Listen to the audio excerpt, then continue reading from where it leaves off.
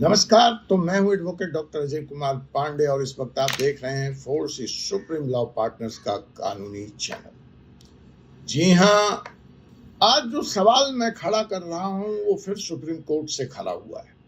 सवाल ये है, क्या वकील पुलिस थाने जा सकते हैं? सुप्रीम कोर्ट बनाम संविधान, सुप्रीम कोर्ट इस विषय में क्या कह रहा है और संविधान क्या कहता है? सुप्रीम कोर्ट ने वकीलों से रणबीर इलाहाबादिया केस की सुनवाई करते वक्त पूछा कि वकील तुम्हारी औकात क्या है? तो सुप्रीम कोर्ट से मेरा सीधा सवाल है कि मेरी औकात मेरा संविधान है, मेरी औकात मेरा देश है। तो आइए देखते हैं इस मामले में सुप्रीम कोर्ट ने जो कहा रणबीर इलाहाबादिया के मामले में वो संवैधानिक है या गैर संवैधानिक है। क्या एक वर्दी लगाकर, काला कोट पहनकर, वर्दी अपने ड्रेस में एक वकील अपने मुवक्किल के मदद के लिए थाने जा सकता है या नहीं जा सकता है? आज के इस एपिसोड में हम बात कर रहे हैं इसी मसले पर जो हर देश के, मेरे, आपके और हर नागरिक के बुनियादी अधिकार से जुड़ा है। क्या आजाद भारत में एक आरोपी अपने वकील के साथ पुलिस स्टेशन भी नहीं जा सकता?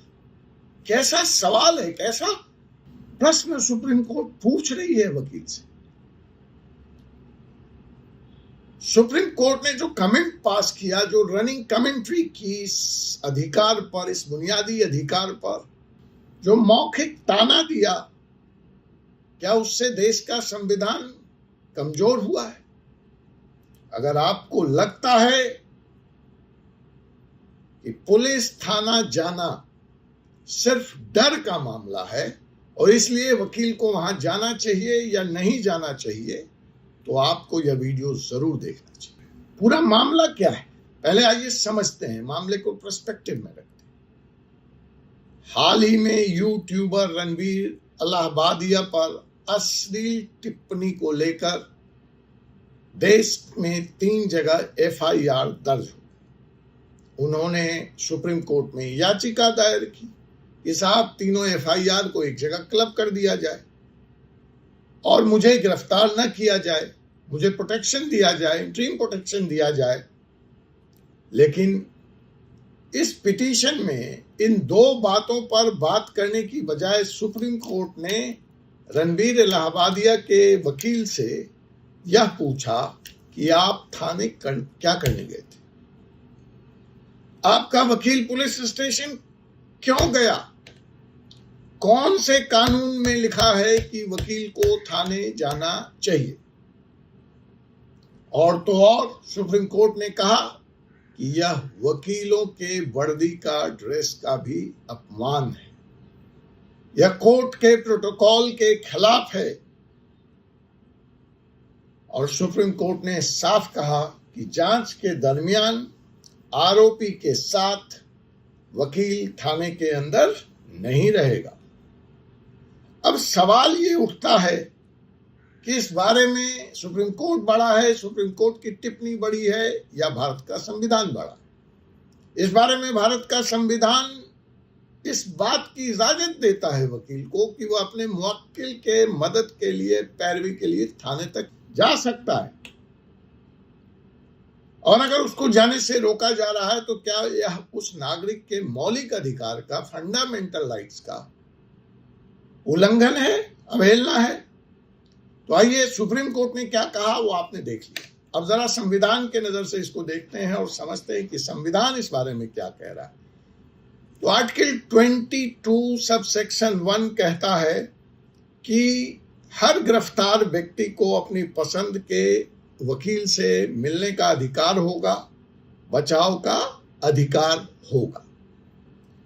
आगे चलते हैं तो सेक्शन 20 सब सेक्शन 3 संविधान का कहता है कि किसी भी आरोपी को उसके स्वयं के खिलाफ गवाह देने को बाध्य नहीं किया जा सकता। और अगर हम इन दोनों सेक्शंस को आर्टिकल 20 सबसेक्शन 1 और आर्टिकल 20 सबसेक्शन 3 को मिलाकर देखते हैं तो यह साबित होता है कि इस दो राइट को एक्सरसाइज करने के लिए प्रॉपर तरीके से, कानूनी तरीके से गिरफ्तार व्यक्ति को कानूनी सहायता थाने में लगेगी। उसके बिना संभव नहीं है कि अपने वो इस दो राउट को कहाँ जानकारी है कि सेक्शन 22(1) कॉन्स्टिट्यूशन का क्या कह रहा है, 20(3) क्या कह रहा है, उसको कौन बताएगा? पुलिस वाले को कौन बताएगा? पुलिस वाला भी कहता नहीं जी जाइए, तो उसको कौन समझाएगा कि देखिए this is under this section, I am here and you have to allow me. तो जब इन दोनों को हम मिलाकर देखते हैं तो इसी निष्कर्ष पे पहुंचते हैं कि पुलिस स्टेशन में भी आरोपी को कानूनी सलाह का अधिकार है, यह संविधान देता है। लेकिन सुप्रीम कोर्ट उलट देता है, वह कुछ और कहता है।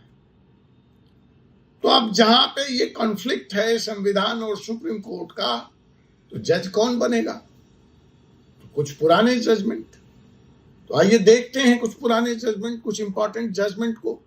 वो क्या कहती हैं? नंदिनी सतपथी केस हुआ था, 1978 का केस है। उसमें यह कहा गया कि वकील की उपस्थिति, the presence of the advocate very much in the police station, आरोपी व्यक्ति को, गिरफ्तार व्यक्ति को मानसिक उत्पीड़न से सुरक्षा प्रदान करती है। यह नंदिनी सतपथी केस 1978 का कहता है कि to save the accused or the arrested person in the police station, the very presence of an advocate saves him from the mental torture. अभी उसका आरोप सिद्ध नहीं हुआ है, उसकी मानसिक वेदना, प्रताड़ना, टॉर्चर शुरू हो चुका है और वकील ही एक वो शख्स है जो उसको इससे बचा सकता है। लेकिन आ गया 1992 पूला पांदी केस। वहां पर नंदिनी सतपथी केस को उड़ा दिया गया।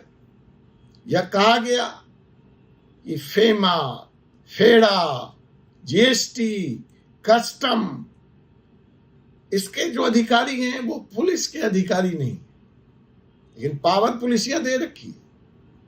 तो पुलिसिया पावर से बेजा इस्तेमाल करते, ज्यादा इस्तेमाल करते हैं, लेकिन तब तक वो मामले सामने नहीं आए थे।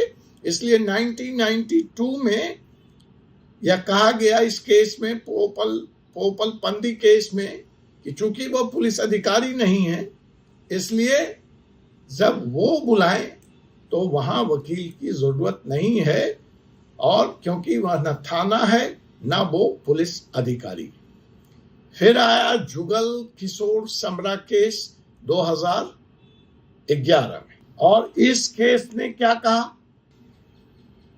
जो पूल पंदी केस था 1992 का, उसको हर जगह लागू कर दिया, थाने के लिए भी अनिवार्य कर दिया, पुलिस के लिए भी अनिवार्य कर दिया। और उसी पोला पंदी केस का आधार लेकर सुप्रीम कोर्ट ने रणबीर इलाहाबादिया केस में कहा, वकील साहब से तुम वहां क्या करने गए थे?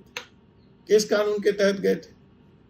तुमने अदालत का अपमान किया, तुमने अपने ड्रेस का अपमान किया। तो जनाब,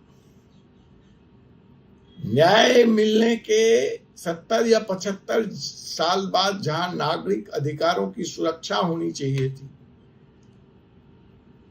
वहां पर अदालतों ने संविधान के विपरीत जाकर आरोपी के अधिकार को लगातार काट छांट कर रख दिया है।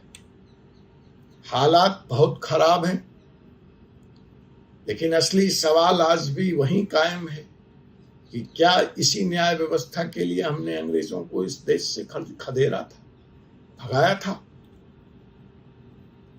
क्या हम वाकई एक ऐसे देश में रह रहे हैं जहां पुलिस को खुली छूट दी जा सकती है और वकील से मिलने की भी मनाही हो? पुलिस स्टेशन में 3rd डिग्री मारपीट, मानसिक दबाव, झूठे कबूलनामे आज भी होते हैं।